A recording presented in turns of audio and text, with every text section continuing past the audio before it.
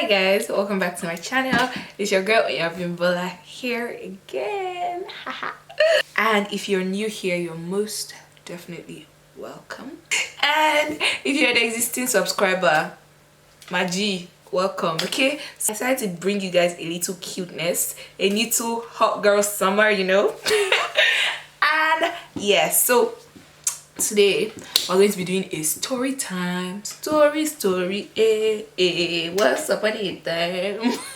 So we're going to do a story time today about some weirdo, and actually I don't think I've ever told anybody's story apart from Iman that I told. Okay, I think Iman and one of my other friends, KG, that I told Iman that the story was like as the events were unfolding, that I was keeping updated. But apart from that, I don't think I've told any other person this story. So yeah, let's get right into the video. So you guys, this is the story about how some guy tried to be smart with me. Like, he tried to like use my ignorance against me. And as I tell you guys this story, I'm going to sound like extremely naive. So this was during my NYSC, yeah, and I'm not going to give you guys like the whole background story because this video is going to be unending. But so there was this guy that I met in camp. I'm going to call him X. Let me just help him. Let me help his ministry. He's probably even going to be watching this, but let me just protect his image small. So yeah, and if you're watching this video, that's your business. You know yourself, you messed up. So yeah, so this guy, I met him during NYSC. I met him in camp. So if you don't know what NYSC is, it is a 1-year program that all graduates in Nigeria have to do. You have to serve your country for a year, and they move you to like a different part of the country from where you grew up or where you live, basically, or where you schooled. So I met this guy in camp. How I met this guy was even very, very funny. So I met him through his friend. So being like a babe and a fine girl, his friend, which I'm going to call Y, walked up to me like in camp and was like, oh, what's up, blah blah blah. His friend like was the one that actually walked up to me to talk to me. And then, you know, his friend was a little cute, so I was like, okay, fine boy, okay. And then I wasn't looking for anything. I wasn't looking for a relationship or anything, you know. I was just like doing my thing. It would be cool to have nice friends to talk to, so I was just like, okay. And so his friend walked up to me, we got talking. I met his clique of friends. So Mr. Y, I got talking to Mr. Y, and then I met Mr. Y's clique of friends. Okay, so amongst Mr. Y's clique of friends was Mr. X. So I met Mr. Mr. X amongst Mr. Y's group of friends. Okay, so because of how like I'm a guy's guy and I know how to be like cool and flow with guys, like in the clique of friends I was just cool with all the guys. So basically how the clique was then was like so they were all guys, they were all friends, they went to the same university. Each of them had like a babe that they liked, so a babe that they had gone to talk to, they were either doing something with, or you know how like young adults are. so the clique was made up of like this group of friends that were guys, and then like each of them like had a girl in the clique. So I was supposed to be this Mr. Wise girl, okay? But because me, like, I wasn't looking for a relationship or anything, and I wasn't going to be kissing and smooshing you, like, this Mr. Y was a bit flirtatious. So, and because me, I just came in, I was doing guy of the guys, you get. So Mr. Y realized that, okay, this guy is not going to give me what I want. So he just basically made me his wingman, like, oh, okay, we started checking out girls together, basically. And so basically we started checking out girls together. Like, he just basically moved along and just met up with other girls that were going to give him what he was looking for, do you get? But because like all the guys were cool with me, I remained in the clique as nobody's babe. Now in this clique, like I said, they all had like their babe that they were coupling up with. Mr. X did not have a babe. okay, that he was coupling up with. So it was just there. Apparently he did have a girlfriend in back in Lagos, so he wasn't looking to couple up with anybody. So for some reason, like when everybody went off with their babes and their plus ones or whatever, I was left with Mr. X. Do you get? Oh my god, so many people who know who this is. I feel so bad. So basically I was left with this Mr. X, you know, like and then we became, so most of the time like we were left alone together, and then we just automatically became cool because I felt comfortable with him, more comfortable than I did with Mr. Y, because I knew what Mr. Y wanted. But I felt comfortable with him because I'm like, okay, he has a girlfriend, he's not looking for anything from me, so we can just be like cool and be guys and stuff. And then hanging out with him was like really chilled, really relaxed, like, you know, easy peasy. In fact, Mr. Y, that was my apparent toaster, started feeling one kind because he was like, I don't understand. Did I go and do work for this Mr. X to go and be reaping? But you know, all of us were just cool. So me, I was just like, why you not vexing? We're all guys, blah blah blah. So everything was nice and cool. It was sweet till we left camp. So we left camp and it was nice and sweet. Until this Mr. S decided to be unfortunate with himself. We got to Calabar. One point I forgot to mention. So when I met this clique of friends in camp, they all told me that they were redeploying to Lagos. Like they were all going back to Lagos and they were not going to stay in Calabar. But for some reason, Mr. X decided refused to redeploy to me. Please, guys. Decided to stay with you. Mr. X refused to redeploy, and I kept asking him like, why are you not redeploying? Blah blah blah. Have you gone to collect your form? Blah blah blah. He was just like, don't worry, leave it. In fact, I think at some point he lied to me that he had gotten his form and he did not. Anyway, sure. So after camp, this whole clique went back to Lagos, and it was left with me and Mr. Oh my god, everybody's going to know who this person is, but sorry, sorry boo. Sorry, you know you're my guy, sorry. So basically, the whole clique went back to Lagos, and then it was just me and this supposed Mr. X left in Calabar. Me, I went back to Lagos to get my stuff, and I came back to Calabar. I was staying at my aunt's house for about 2 weeks before I finally found my own accommodation. Throughout this whole process, me and Mr. X were talking every day. But the thing is, the thing is, so while I was at my aunt's house, I was literally living the baby girl life. I was chilling, like driver was carrying me everywhere I wanted from the house. So I basically did not know my way around because the driver took me everywhere. So even like when I was house hunting, I've just told you guys about this thing before. My agent used to come and pick me in his car, and then we'll just be driving around Calabar basically looking for accommodation. So I really do not know anywhere or the distance of anywhere to anywhere or how like the transportation system in Calabar ran. So basically I got my apartment. The driver dropped me, my cousin and everything, they all dropped me at the house. I was setting up and I was, you know, feeling good with myself. I was happy. And then somewhere in the middle of all that, this was about like 2 p.m. in the afternoon, this Mr. X called me and I was like, oh, I moved to my house today, blah blah blah, I'm setting up. And then I told him, and then he was like, oh, should I come and help you? You know that thing that people just say like, oh, should I come and help you?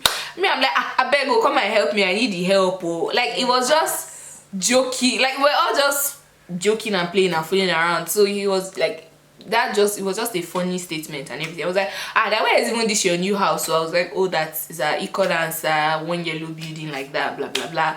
I was like, okay, no problem now. And then he didn't say whether it was coming or not. We just laughed about it and spoke about other things, and the conversation finished. Now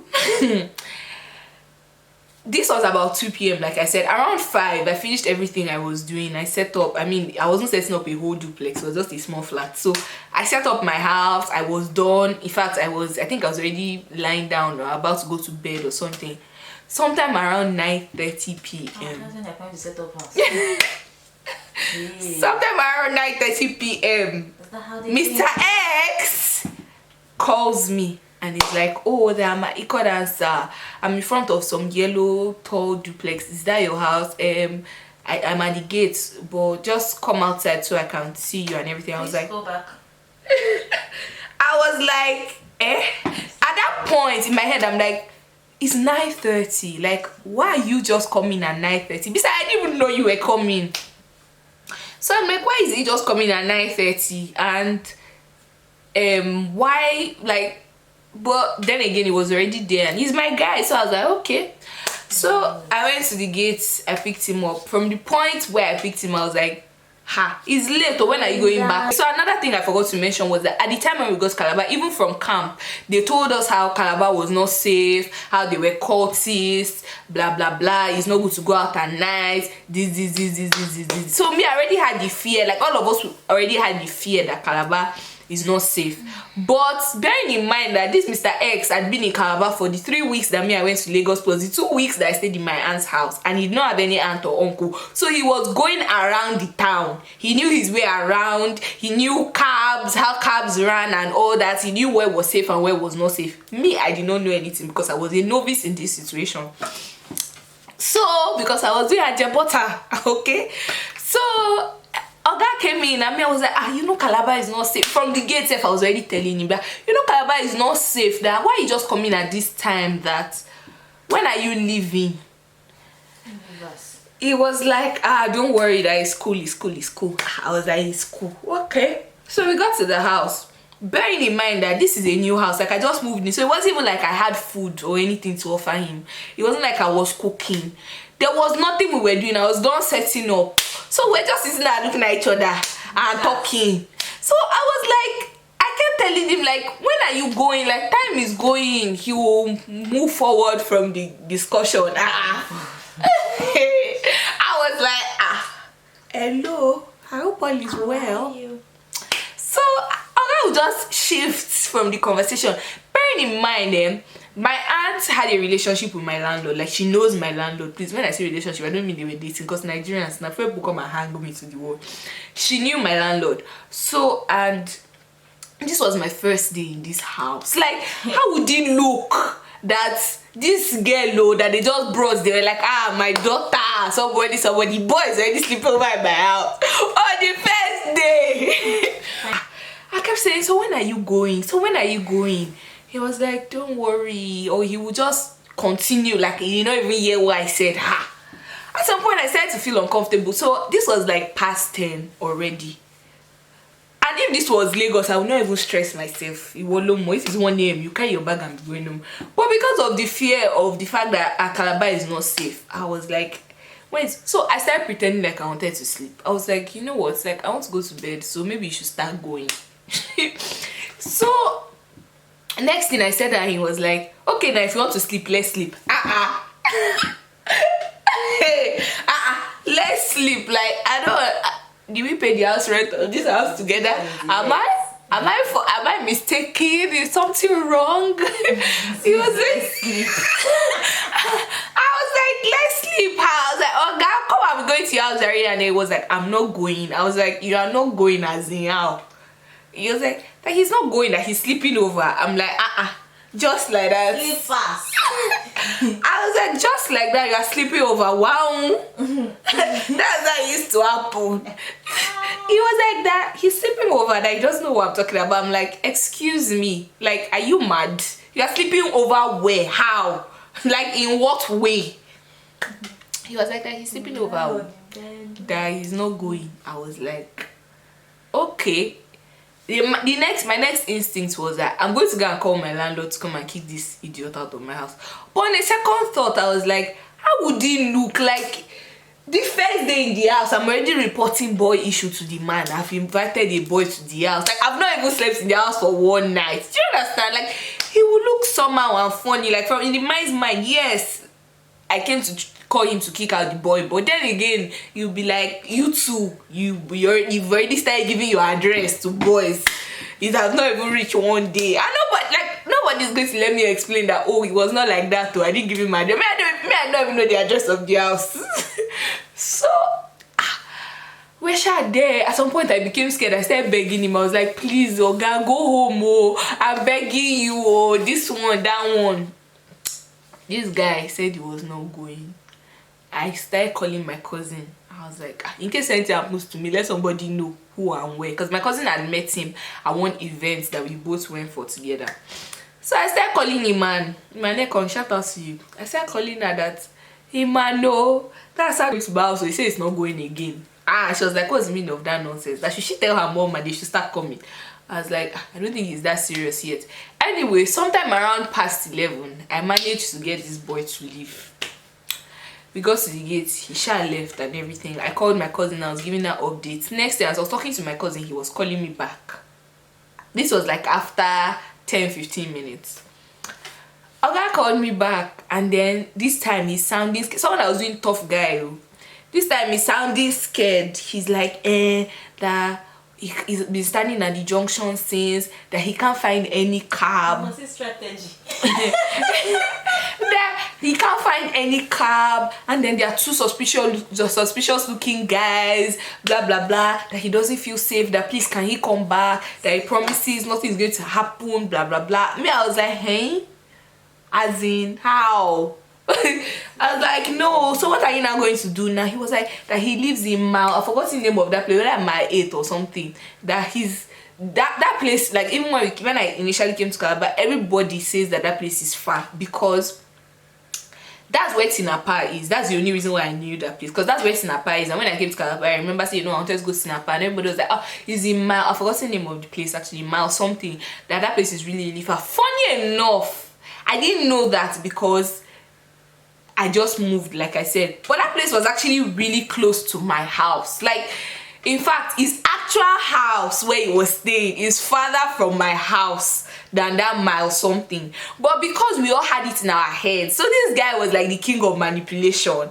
So because he knew that I already had it in my head, that it was general knowledge that place was far. Even he did not know where the place was, but he decided to tell me that place so that I would feel more sympathy towards him.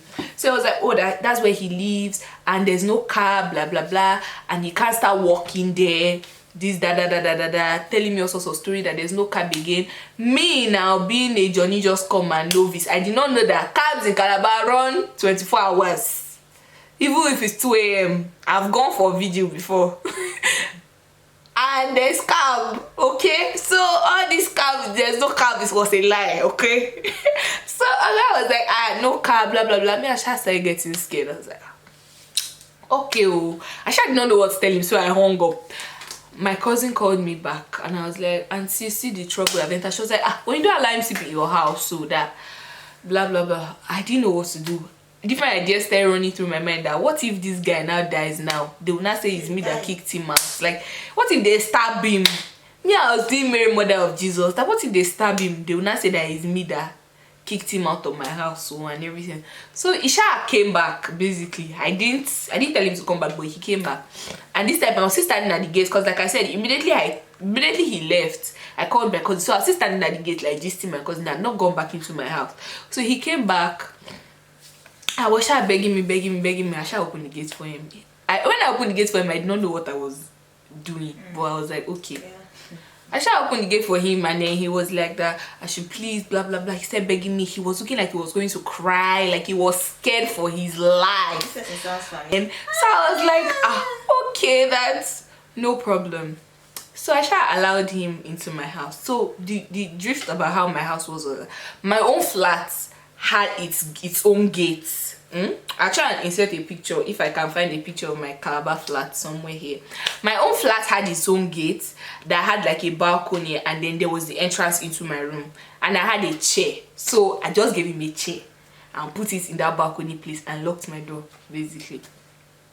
Now, and then I went into my room and I said, but I was so uncomfortable, because all I could think about was like, okay, I remember when he was trying to, like when I was trying to get him to leave, he kept saying that, why am I acting funny? That he knows a million girls, that this would have been okay. Like this would have been cool for him to just come and sleep over. I'm like, excuse me, look at me very well. Do I look like a million girls? I look like a million bucks, but not a million girls, okay? So don't tell me that nonsense. Like, he tried his best to manipulate me. He was telling me all sorts of things, that why am I acting like a child, I'm acting funny, blah blah blah, that he thought we're on the same page. I'm like, you and who are on the same page? Like, this boy never gave me the slightest idea that he liked me. So basically, that's how August slept in my veranda overnight on my chair. The next morning, 5 a.m. Me, I've woken up because I didn't even sleep. Let me not even lie to you people. Every sound, I woke up because there was a huge window that this boy could have flown through. So the fear, I not sleep. Oh, let me not even lie. So basically, that's how in the morning he basically left, and then we stopped talking. Months later, on my birthday, I saw him again somewhere, and then he apologized and said, oh, we thought we were on the same page, blah blah blah. I'm like, excuse me, you are who? Like, is that how, if that's how you used to do and it has been working for you, don't try me. She apologized, and it was months later I was over it, so I just let it go. But as I now like started going out more in Calabar, I realized that he lied. First of all, okay, later after this thing happened, I met one of my friends, KG, that was friends with some of the guys he was staying with in Calabar. So one day, me and KG went to the house where he was staying, and it turned out that the house was not in mile 8 or whatever he said. The house was at Airport Road, and it was even farther to my house actually than this mile 8 that he lied that he was staying. So I figured out where he was staying, and it was not that place. So it was obvious he lied about it. And like I said, cabs in Calabar run 24 hours, so he lied about that as well. So basically, this is how this boy shall use my ignorance to almost do whatever his plan was. But glory to Jehovah, he helped me even in the middle of my ignorance and being a novice and being a Mother Mary. God helped me. So you guys, that's the story time for today. Uncle, if you're watching this, sorry, I know I said I'm forgiving you, but it's a very interesting story. I had to just share it with my peeps. And if you guys know who this is, sorry. So yes guys, thanks for watching. If you enjoyed this and you want to see more story times from me, comment in the description box below. Don't forget to give this video a thumbs up, subscribe, and I'll see you on my next one. Bye guys. Mwah.